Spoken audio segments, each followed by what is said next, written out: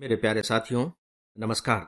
Friends, आज हम लोग कुछ महत्वपूर्ण घटनाओं के बारे में बात करेंगे और इसकी शुरुआत मैं करने जा रहा हूं कि किस तरीके से कनाडा और भारत के संबंधों में कड़वाहट धीरे धीरे बढ़ती चली जा रही है। इसको लेकर के कुछ दिनों से अखबारों में काफी कुछ लिखा जा रहा है। डेफिनेटली जब बहुत सी बातें आपके सामने आती हैं तो आप थोड़े से द्वंद्व में पड़ जाते हैं। द्वंद्व इस बात का होता है कि इसमें से किस बात को याद रखें, किस बात को नोट करें, किन बातों को छोड़ दें। मैं आपको उस द्वंद्व से उबार रहा हूं।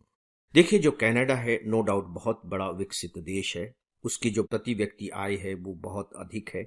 हमसे दूरी की दृष्टि से तो वो काफी दूर है, लेकिन हमारे लिए महत्वपूर्ण है दो बातों से। नंबर एक कि हमारे बहुत से स्टूडेंट कनाडा जाते हैं पढ़ाई करने के लिए। हालांकि अब कनाडा सरकार ने थोड़ा सा वीजा वगैरह की नीतियों में चूंकि परिवर्तन किया है, फीस बहुत ज्यादा बढ़ा दी गई है, तो स्टूडेंट्स की संख्या कम हो गई है।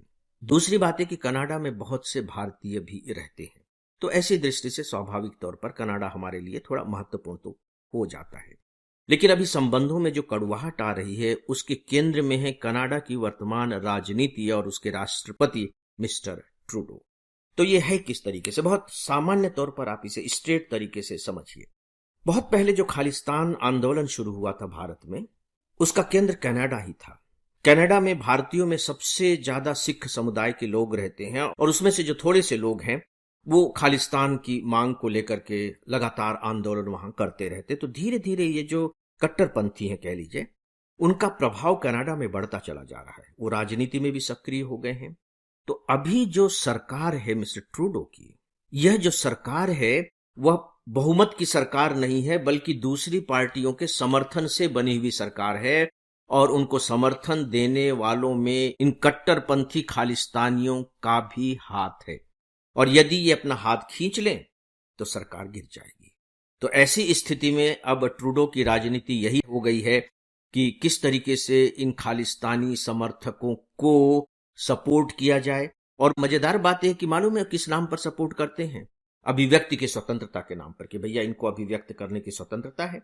तो वहां जो खालिस्तानी इस तरह का ग्रुप है, कह लीजिए सो कॉल्ड मैं ग्रुप कह रहा हूं, तो वहां भारत सरकार के विरुद्ध आग उगलते रहेंगे, उच्चायुक्त के विरुद्ध आग उगलते रहेंगे, प्रदर्शन करेंगे, आंदोलन करेंगे। इस तरह की घटनाएं होती रहती हैं। भारत सरकार इनका विरोध करती है, लेकिन कनाडा सरकार उनके खिलाफ कोई एक्शन नहीं लेती। और ऐसी स्थिति में भारत के साथ उसके संबंध तो खराब होने ही होने थे। अभी की बात नहीं है, इससे पहले भी संबंध खराब होते चल रहे हैं। भारत सरकार ने बीच में बकायदे वीजा देना बंद कर दिया था।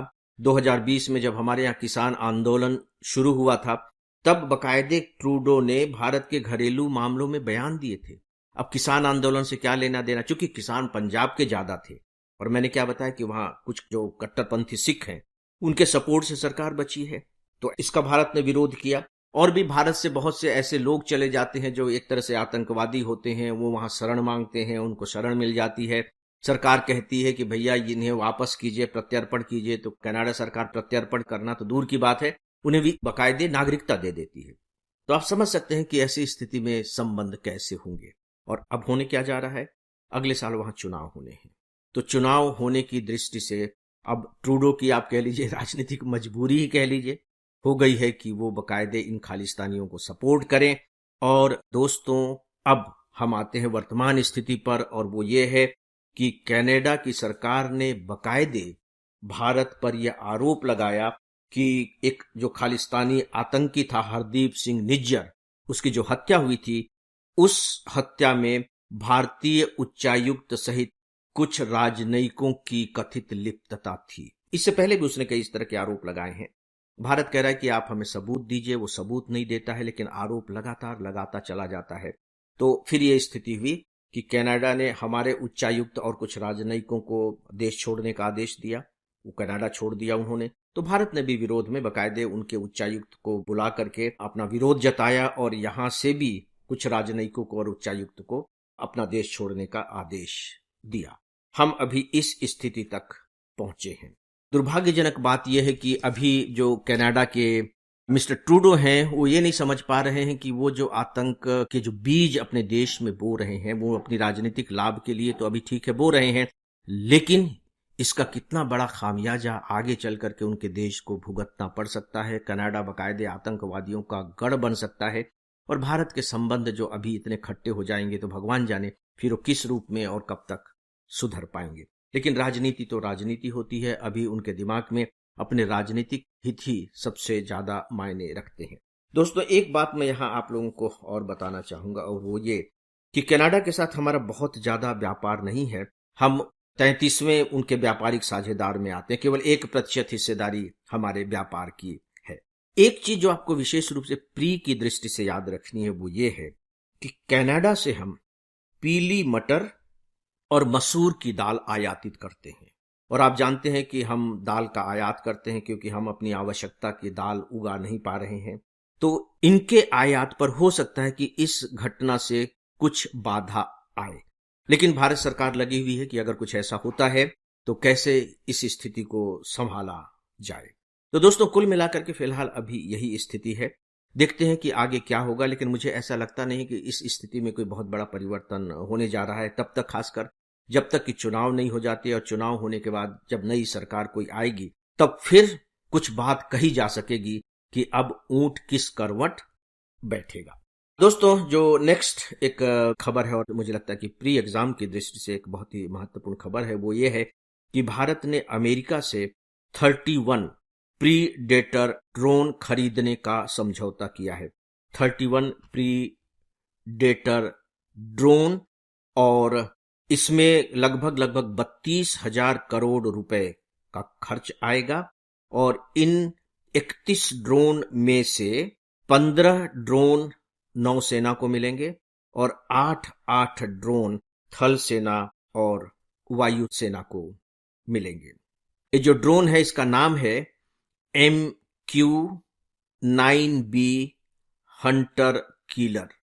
MQ-9B Hunter killer. अखबारों में आपने यदि ध्यान से पढ़ा हो तो ये डिसीजन कैबिनेट ने लिया है। सामान्य तौर पर तो जानते हैं आपकी कैबिनेट ही डिसीजन लेती है, और इस बार तो बल्कि मेंस में क्वेश्चन भी पूछा गया था कि धीरे धीरे पार्लियामेंट का स्थान कैबिनेट लेती चली जा रही है। उस पर हम लोग कभी बात करेंगे, बहुत इंपॉर्टेंट क्वेश्चन और बड़ा मजेदार प्रश्न है ये। तो दोस्तों, केंद्रीय कैबिनेट ने लिया, लेकिन अगर आप थोड़ा सा और ध्यान से पढ़ेंगे तो उसमें एक शब्द मिलेगा, केंद्रीय कैबिनेट की रक्षा समिति ने लिया। यानी कि जो हमारी केंद्रीय कैबिनेट है उसकी कुछ समितियां बनी हुई हैं, राइट। उसकी एक समिति होती है रक्षा समिति। कभी कभी इस पर भी प्रश्न पूछ लिया जाता है, इसलिए मैं यहां रक्षा समिति पर विशेष आपका ध्यान आकर्षित कर रहा हूं। दोस्तों, आप बहुत अच्छे तरीके से जानते हैं कि किस तरीके से चीन के साथ हमारी जो सीमा है वो लगातार विवादित बनी हुई है और वहां कुछ ऐसी स्थिति दिखाई नहीं दे रही है कि समस्या का समाधान सा कुछ जान पड़े।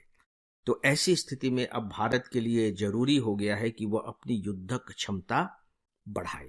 तो उसके तहत यह निर्णय लिया गया है।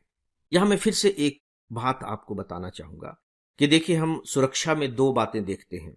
राष्ट्रीय सुरक्षा, जिसका खतरा बाहर से होता है या बाह्य खतरा कह लीजिए, और दूसरा है आंतरिक सुरक्षा। आंतरिक सुरक्षा आतंकवादी गतिविधियां, तस्करी, इन सबसे जुड़ी हुई होती है। तो यदि मान लीजिए कि राष्ट्रीय सुरक्षा पर कोई प्रश्न पूछा जाता है तो डेफिनेटली उसमें आपको इस खबर को शामिल करना चाहिए कि कैसे हम अपनी युद्धक क्षमता को बढ़ाने के लिए लगातार कोशिश में लगे हुए हैं। स्वदेशी उत्पादन भी हम बढ़ा रहे हैं युद्धक सामग्री का, और बाहर से भी ले रहे हैं, जिसमें अभी हमने 31 प्रीडेटर ड्रोन अमेरिका से खरीदने का फैसला किया है। दोस्तों, ये जो ड्रोन है ये बहुत ही आधुनिक है, और सोच करके देखिए कि 48 घंटे तक वे लगातार उड़ सकते हैं। 48 घंटे तक, और 6000 समुद्री मील से ज्यादा तक वे 1700 किलोग्राम का पेलोड ले जा सकते हैं। यह इनकी क्षमता है। तो इसी से अनुमान आप लगा सकते हैं कि ये कितने महत्वपूर्ण शक्तिशाली ड्रोन हैं। दोस्तों, एक लास्ट खबर है, वो छोटी सी है प्री एग्जाम की दृष्टि से। मेंस का इससे कोई विशेष संबंध नहीं है। वह है अमेरिका में तूफानी स्थिति को लेकर। अमेरिका के फ्लोरिडा में तूफान आया है और उससे बहुत बड़ी तबाही मची हुई है। और मैं आपको बताना चाहूंगा कि फ्लोरिडा के पास ही नासा है। हम लोगों को वहां जाने का मौका मिला है, हम लोग वहां गए हैं, फ्लोरिडा भी और नासा भी। वहां अभी एक तूफान आया, और तूफान का नाम है मिल्टन। नाम आपको याद रखना चाहिए क्योंकि प्री में इस तरह का क्वेश्चन पूछा जाता है। मिल्टन तूफान, जिसकी गति लगभग 200 किलोमीटर से भी ज्यादा थी और उसने बहुत बड़ी तबाही मचाई है। इससे कुछ ही समय पहले अमेरिका में इसी एरिया में जो तूफान आया था उसका नाम था हेलेन। हेलेन के बाद ये मिल्टन तूफान आया है। प्री एग्जामिनेशन में कभी कभी इस तरह के क्वेश्चन पूछ लिए जाते हैं। तो दोस्तों, ये कुछ बातें थी 3 खबरों के बारे में और इसी के साथ ही आज के इस डेली ऑडियो लेक्चर को अब यहीं समाप्त करता हूं। नमस्कार।